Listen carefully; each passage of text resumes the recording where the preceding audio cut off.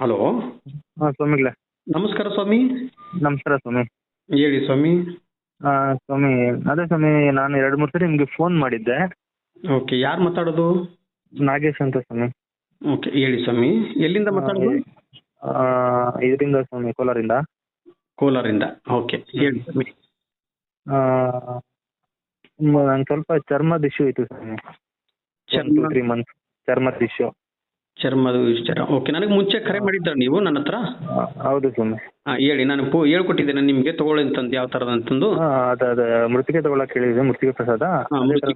ಇದ್ದೆ. ಓಕೆ, ತಗೊಳ್ತಾ ಇದ್ದೀರಾ? ಈಗಲೂ ತಗೋತಾ ಇದ್ದೀನಿ ಸ್ವಾಮಿ. ಓಕೆ, ಒಳ್ಳೇದು. ಏನಾಯ್ತು ರಿಸಲ್ಟು? ಸ್ವಾಮಿ, ಒಂದು 60 to 70% ಅಷ್ಟು ಕ್ಲಿಯರ್ ಆಗಿದೆ ಸ್ವಾಮಿ. ಎಷ್ಟು ಕ್ಲಿಯರ್ ಆಗಿದೆ? ಒಂದು 60 to 70%. ಓಕೆ, ಅಂದ್ರೆ 60ರಿಂದ 70% ಚರ್ಮ ಕಾಯಿಲೆ ಇರ್ತಕ್ಕಂಥದ್ದು ವಾಸಿಯಾಗಿದೆ ಅಂತ ಹೇಳ್ತಾ ಇದ್ದೀರಾ? ಹೌದು ಸ್ವಾಮಿ. ಓಕೆ, ಒಳ್ಳೇದಾಯ್ತು. ಕ್ಲಿಯರ್ ಆಗಿದೆ ಸ್ವಾಮಿ. ಇನ್ನೊಂದು ಸ್ವಲ್ಪ ಇದೆ. ರಾಯರ್ ನಂಬಿದ್ದೀನಿ ಸ್ವಾಮಿ, ರಾಯರ್ ಪಾದ ಹಿಡ್ತಿದ್ದೀನಿ, ಅವ್ರು ವಾಸಿ ಮಾಡ್ತಾರೆ ಅಂತ ನಾನು ನಂಬಿದ್ದೀನಿ ಸ್ವಾಮಿ. ನೋಡಿ, 100ರಲ್ಲಿ 70% ವರೆಗೂ ನಿಮ್ಗೆ ವಾಸಿಯಾಗಿದೆ ಅಂತ ಅಂದ್ರೆ ಚರ್ಮ ಕಾಯಿಲೆದಿಂದ ಬಳಗ್ತಾ ಇದ್ರಿ. ಒಂದು 3-4 ತಿಂಗಳಾಗಿತ್ತು ಅಂತ ನನಗೆ ಕರೆ ಮಾಡಿದ್ದೀನಿ ನೀವು. ಆ ಕ್ಷಣದಲ್ಲಿ ನನಗೆ ಏನ್ ಮಾಡ್ಬೇಕು ಅಂತ ಆಗ್ಲಾರ್ದಂತ ಸಂದರ್ಭದಲ್ಲಿ ನನ್ನ ನಂಬರ್ ಸಿಕ್ತು ಅಂತ ಹೇಳಿದಿರಿ. ಸಿಕ್ಕಿ ನನಗೆ ಕರೆ ಮುಖಾಂತರದಲ್ಲಿ ತಿಳಿಸಿದ್ರಿ. ಅದೇ ಮುಖಾಂತರದಲ್ಲಿ ಈ ತರದಲ್ಲಿ ಮೃತ್ತಿಕಾ ಪ್ರಸಾದವನ್ನು ತಗೊಂಡ್ರೆ ನಿಮ್ಗೆ ಯಾವ ತರ ತಗೋಬೇಕು ಅನ್ನೋದನ್ನ ನಾನು ನಿಮ್ಗೆ ಸಂಪೂರ್ಣವಾದ ಮಾಹಿತಿ ಕೂಡ ಕೊಟ್ಟಿದ್ದೇನೆ. ಅದೇ ರೀತಿಯಾಗಿ ತಗೊಂಡಿದ್ದೀರಾ. ಇವತ್ತು ಹುಷಾರಾಗಿದ್ದೀನಿ ಅಂತ ನನಗೆ ಕರೆ ಮುಖಾಂತರದಲ್ಲಿ ತಿಳಿಸ್ತಾ ಇದ್ದೀರಲ್ಲ, ಅದಕ್ಕೆ ನಿಜವಾಗ್ಲೂ ಖುಷಿ ಆಯ್ತು. ಹೇಳಿ ಸ್ವಾಮಿ, ನಿಮ್ಮ ಅನುಭವದ ಮಾತು. ಅಷ್ಟೇ. ಅದೇ ಸ್ವಾಮಿ, ಅದೇ ರಾಯರ್ ನಂಬಿದೀವಿ. ಮಂತ್ರಾಲಯಕ್ಕೆ ಹೋಗ್ಬೇಕು ಅನ್ಕೊಂಡಿದೀನಿ ಸ್ವಾಮಿ. ಟೈಮ್ ಕೂಡ ಬರ್ತಾ ಇಲ್ಲ. ಆದಷ್ಟು ಬೇಗ ಹೋಗಿ ಬರ್ತೀನಿ ಅಂತ ಸ್ವಾಮಿ ರಾಯರ್ ಹತ್ರ.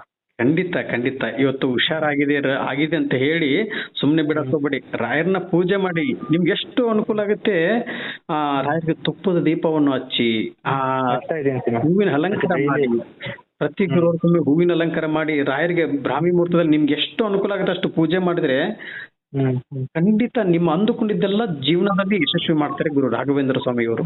ನೀವು ಮನುಷ್ಯರ ಪಾದ ಹಿಡಿಯೋದು ಬೇಡ, ನೀವು ರಾಯರ ಪಾದ ಹಿಡಿದ್ರೆ ಸಾಕು. ಜೀವನದಲ್ಲಿ ಎಲ್ಲೋ ಕರ್ಕೊಂಡು ಹೋಗಿ ಬಿಡ್ತಾರೆ ರಾಯರು. ಹೌದು ಸ್ವಾಮಿ. ಹೌದು ಸ್ವಾಮಿ. ಹೇಳಿ ಸ್ವಾಮಿ. ಯಾಕಂದ್ರೆ ನಾನು ಇವಾಗ ಫೋನು 3 ದಿನದಿಂದ ಫೋನ್ ಸ್ವಿಚ್ ಆಫ್ ಇತ್ತು. ಯಾಕಂದ್ರೆ ನಂದು ಟ್ರಾವೆಲಿಂಗ್ ಇಲ್ಲಿ ಹೊರಗಡೆ ಹೋಗಿದ್ದೆ ನಾನು. ಆ ಕಾರಣದಿಂದ ನನ್ನ ಫೋನ್ ಸ್ವಿಚ್ ಆಫ್ ಇತ್ತು. ಎಷ್ಟೋ ಜನ ಕರೆ ಮಾಡಿದ್ದಾರೆ, ಬಟ್ ಅವ್ರಿಗೂ ನಾನು ತಿಳಿಸ್ಕೊಟ್ಟಿಲ್ಲ. ಪಾಪ ಇವಾಗ ಸ್ವಿಚ್ ಆಫ್ ಇರೋದ್ರಿಂದ ಇವತ್ತು ಆನ್ ಮಾಡ್ಕೊಂಡು ಎಲ್ಲರ ಹತ್ರ ಮಾತಾಡ್ತಾ ಇದ್ದೀನಿ. ಪಾಪ ನೀವು ಫೋನ್ ಮಾಡಿರ್ತೀರ ಅನ್ಸುತ್ತೆ, ಫೋನ್ ಸ್ವಿಚ್ ಆಫ್ ಇರುತ್ತೆ. ಹೌದು ಸ್ವಾಮಿ. ಫೋನ್ ಮಾಡಿದ್ದೆ, ವಾಟ್ಸಪ್ ಫೋನ್ ಮಾಡಿದೆ, ವಾಟ್ಸಪ್ ಅಲ್ಲಿ ಮೆಸೇಜ್ ಹಾಕಿದ್ದೀನಿ. ಹೌದು. ಮತ್ತೇನ್ ಸ್ವಾಮಿ, ಏನ್ ಅನುಭವ, ಹೆಂಗೆ ಅನುಗ್ರಹ ಮಾಡಿದ್ದಾರೆ ರಾಯರು? ಸ್ವಾಮಿ, ನನಗೆ ರಾಯರು ಕೆಲಸ ಅದ್ರಲ್ಲಿ ಒಂದ್ ಕೈ ಮೇಲೇನೆ ಮಾಡಿದಾರೆ ಸ್ವಾಮಿ. ನನಗೆ ಯಾವ್ದು ತೊಂದರೆ ಇಲ್ದ್ರೆ ಕೆಲಸದಲ್ಲಿ ಅನುಗ್ರಹನೇ ಮಾಡಿದಾರೆ ಸ್ವಾಮಿ. ಪರ್ಮನೆಂಟ್ ಮಾಡಿದ್ದಾರೆ, ಕೆಲಸ ಪರ್ಮನೆಂಟ್ ಮಾಡಿದ್ದಾರೆ. ಓಹೋ, ರಾಯರ್ನ ಪೂಜೆ ಮಾಡೋದಕ್ಕೆ ಕೆಲಸನೇ ಪರ್ಮನೆಂಟ್ ಆಗಿ ಮಾಡಿದ್ದಾರೆ. ಕೆಲಸ ಪರ್ಮನೆಂಟ್ ಮಾಡಿದ್ದಾರೆ ಸ್ವಾಮಿ. ಒಳ್ಳೇದು. ರಾಯರ್ನ ಪೂಜೆ ಮಾಡುವಂತ ಸಂದರ್ಭದಲ್ಲಿ ನೀವು ಅಂದುಕೊಂಡಿದ್ರಿ ಏನ್ ಕೆಲಸ ಆಗ್ಬೇಕು ಅಂತ ಹೇಳಿ. ಇವತ್ತು ಕೆಲಸ ಪರ್ಮನೆಂಟ್ ಆಗಿ ಮಾಡಿದ್ದಾರೆ ರಾಯರು. ಕೆಲಸ ಪರ್ಮನೆಂಟ್ ಮಾಡಿದ್ದಾರೆ ಸ್ವಾಮಿ ರಾಯರು. ಓಹೋ, ಒಳ್ಳೇದು. ಇನ್ನೊಂದು, ನಾನ್ ಕೆಲಸ ಮಾಡೋ ಹತ್ರನೇ ನಮ್ಮ ಮಿಸಸ್ಗೂ ಕೆಲಸ ಕೊಡ್ತಿದ್ದಾರೆ ಸ್ವಾಮಿ ರಾಯರು. ನೀವು ಕೆಲಸ ಮಾಡುವಂತ ಜಾಗದಲ್ಲಿ ನಿಮ್ಮ ಮಿಸಸ್ಗೂ ಕೆಲಸ ಅಲ್ಲೇ ಸಿಕ್ಕಿರೋದಾ? ಅಲ್ಲೇ ಸಿಕ್ಕಿದೆ. ಒಂದೇ ಹತ್ರ ಕೆಲಸ ಮಾಡ್ತಾರೆ, ಅಲ್ಲೇ ಕೊಡ್ತಿದ್ದಾರೆ ಸ್ವಾಮಿ ರಾಯರು. ನೋಡಿ, ನಿಮ್ದು ಕುಟುಂಬವನ್ನು ಎಷ್ಟು ಅನುಗ್ರಹ ಮಾಡಿದಾರೆ ಅಂದ್ರೆ, ಬೇರೆ ಬೇಡ ಕಂದ ಒಟ್ಟಿಗೆ ಇರಿ ಅಂತೇಳಿ ಅನುಗ್ರಹ ಮಾಡಿದ್ದಾರೆ. ಅದು ಪರ್ಮನೆಂಟ್ ಆಗಿ ಮಾಡಿದಾರೆ ಅಂತಂದ್ರೆ ಇದೇ ರಾಯರ ಪವಾಡ, ಇದೇ ರಾಯರ ಮಹಿಮೆ. ಅದಕ್ಕೆ ಖಂಡಿತ ಒಳ್ಳೇದಾಗ್ಲಿ. ತುಂಬಾ ಖುಷಿ ಆಗುತ್ತೆ. ಯಾಕಂದ್ರೆ ಈ ಕೆಲಸ ಆಯ್ತು ಅಂತ ಹೇಳಿ ನನಗೆ ಕರೆ ಮುಖಾಂತರ ತಿಳಿಸ್ತಿರಲ್ಲ, ಅದಕ್ಕೆ ನನಗೆ ನಿಜವಾಗ್ಲೂ ಖುಷಿ ಆಗುತ್ತೆ. ರಾಯರ ಮೇಲೆ ಎಷ್ಟು ನಂಬಿಕೆಯಿಂದ ನಾವು ಭಕ್ತಿಯಿಂದ ಪೂಜೆ ಮಾಡ್ತೀವಿ. ರಾಯರು ಏನ್ ಕೇಳಿದ್ದಾರೆ, ನನಗೆ ನಿನ್ನ ಆಸ್ತಿ ಬೇಡ, ದುಡ್ಡು ಬೇಡ, ನಿನ್ನ ಭಕ್ತಿ ಮಾತ್ರ ನನಗೆ ಬೇಕು. ನೀನು ಭಕ್ತಿಯಿಂದ ನನ್ನ ಹತ್ರ ಬಾ, ನಾನು ಪ್ರೀತಿಯಿಂದ ನೀನು ಕೇಳಿದ್ದೆಲ್ಲ ಕೊಡ್ತೀನಿ ಕಂದ ಅಂತ ಹೇಳಿದ್ದಾರೆ. ಇವತ್ತು ನೋಡಿ, ನಿಮ್ಗೆ ಕೆಲಸ ಆಯ್ತು, ಮತ್ತ ನಿಮ್ಮ ಶ್ರೀಮತಿಯವ್ರಿಗೂ ಕೆಲ್ಸಕ್ಕೆ ಅದು ಅವ್ರಿಗೂ ಪರ್ಮನೆಂಟ್ ಆಗಾಯ್ತು, ನಿಮಗೂ ಪರ್ಮನೆಂಟ್ ಆಗಾಯ್ತು. ಮತ್ತೆ ಇವಾಗ ಏನು ಚರ್ಮದ ಕಾಯಿಲೆದಿಂದ ಬಳಗ್ತಾ ಇದ್ದೀರಿ ಅದನ್ನು ಸಂಪೂರ್ಣವಾಗಿ ಗುಣಮುಖವಾಗಿ ಮಾಡ್ತಾ ಇದ್ದಾರೆ. ಅದಕ್ಕೆ ಹೇಳ್ತಾ ಇರೋದು ಸ್ವಾಮಿ, ರಾಯನ ನಂಬಿ ಪೂಜೆ ಮಾಡಿದರೆ ನಮ್ಮ ಬದುಕನ್ನೇ ಬದಲಾಯಿಸಿಬಿಡ್ತಾರೆ ಗುರು ರಾಘವೇಂದ್ರ ಸ್ವಾಮಿ ಅವರು.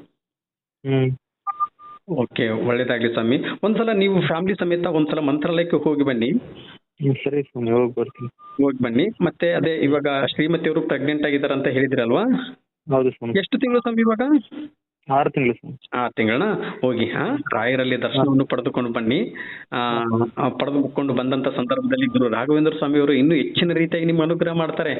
ಇನ್ನು ಗುರುಬಲ ಸ್ಟಾರ್ಟ್ ಆಯ್ತು ಸ್ವಾಮಿ ನಿಮ್ಗೆ. ತುಂಬಾ ನೋಡಿ ಕೆಲಸನೂ ಪರ್ಮನೆಂಟ್. ಮತ್ತೆ ಇವಾಗ ಬರ್ತಕ್ಕಂತ ಇವಾಗ ಗಂಡು ಮಗುನೇ ಆಗುತ್ತೆ ಬಿಡಿ. ಚಿಂತೆ ಆಲ್ರೆಡಿ ಗಂಡು ಮಗು ಆಗಿದೆ ಸ್ವಾಮಿ ಮೊದಲು. ಇದು ಗಂಡು ಮಗುನೇ ಆಗ್ಲಿ, ಲಕ್ಷ್ಮಿ ಇರ್ಲಿ ಹಾಗಾದ್ರೆ. ಯಾವ್ದೋ ಒಂದು ಬರ್ಲಿ ಸ್ವಾಮಿ, ಎರಡಕ್ಕೂ ಆಹ್ವಾನ ಇದೆ. ಒಳ್ಳೇದು ಒಳ್ಳೇದು. ಓಕೆ, ಆಯ್ತು ಸ್ವಾಮಿ. ಹಾಗಾದ್ರೆ ಖುಷಿ ಆಯ್ತು ನಿಮ್ಮದು, ನಿಮ್ಮ ಮುಖಾಂತರದಲ್ಲಿ ಎಲ್ಲ ಒಳ್ಳೇದಾಗಿದೆ ಅಂತೇಳಿ ನನಗೆ ತಿಳಿಸಿದ್ದೀರಲ್ವಾ. ಅದಕ್ಕೆ ರಾಯರಿಗೆ ಇನ್ನೂ ಪೂಜೆ ಮಾಡಿ ಆಗಿದೆ ಅಂತೇಳಿ ಅಲ್ಲಿಗೆ ಬಿಡಕ್ ಹೋಗ್ಬೇಡಿ. ಇಲ್ಲ ಇಲ್ಲ ಇಲ್ಲ ಇಲ್ಲ, ನಿಮ್ಮ ಉಸಿರು ಇರುವವರೆಗೂ ರಾಯರಿಗೆ ಪೂಜಿಸ್ತಾನೆ ಇರ್ಬೇಕು. ನೋಡಿ, ಒಂದು ಕೇಳಿದ್ರೆ ರಾಯರು ನಿಮ್ಗೆ ಎಲ್ಲದನ್ನೂ ಅನುಗ್ರಹ ಮಾಡಿದ್ದಾರೆ. ಅದಕ್ಕೆ ಕೇಳಿರೋದು ಒಂದು, ಕೊಟ್ಟಿರೋದು. ಅದಕ್ಕೆ ಹೇಳ್ತಾ ಇರೋದು, ನಾವು ಕೇಳಬೇಕಾಗಿರೋ ಕೈ ಎರಡೇ ಕೈ ರಾಯರಲ್ಲಿ. ಆದ್ರೆ ರಾಯರು ಒಂದು ಸಲ ಕೊಡಕ್ ಸ್ಟಾರ್ಟ್ ಮಾಡಿದ್ರಂದ್ರೆ ಸಾವಿರಾರು ಕೈ. ನಾವು ಇಸ್ಕೊಳ್ಳಕ್ಕೆ ಎರಡೇ ಕೈ, ಅವ್ರು ಒಂದು ಸಲ ಕೊಡಕ್ ಸ್ಟಾರ್ಟ್ ಮಾಡೋದಂದ್ರೆ ಸಾವಿರಾರು ಕೈ. ಅದಕ್ಕೆ ಹೇಳ್ತಾ ಇರೋದು ನಂಬಿಕೆ, ತಾಳ್ಮೆ ಇವೆರಡೂ ನಿಮ್ಮಲ್ಲಿ ಇತ್ತು ಅಂದ್ರೆ ಗುರು ರಾಘವೇಂದ್ರ ಸ್ವಾಮಿ ಅವರು ಖಂಡಿತ ನಮ್ಮ ಹಿಂದ್ಗಡೆ ಇರುತ್ತಾರೆ.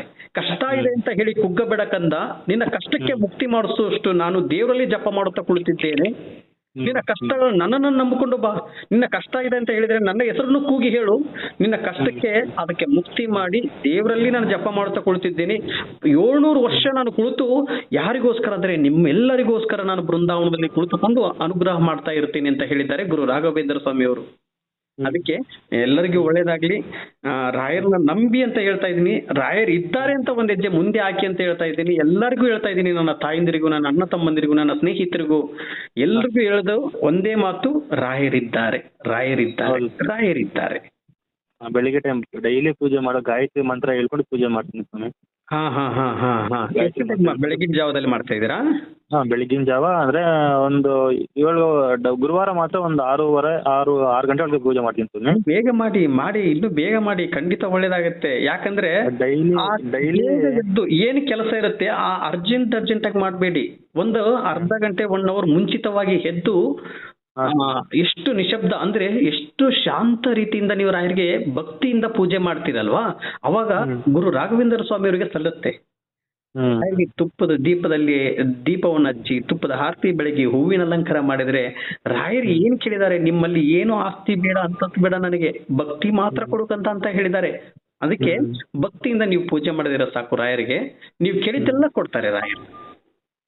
ಸರಿ, ಅದಕ್ಕೆ ಡೈಲಿ ಪೂಜೆ ಮಾಡೋದು ಒಂದು 7 ಗಂಟೆ 7:30 ಪೂಜೆ ಮಾಡ್ತೀನಿ ಗುರುವಾರ ಬಿಟ್ಟು.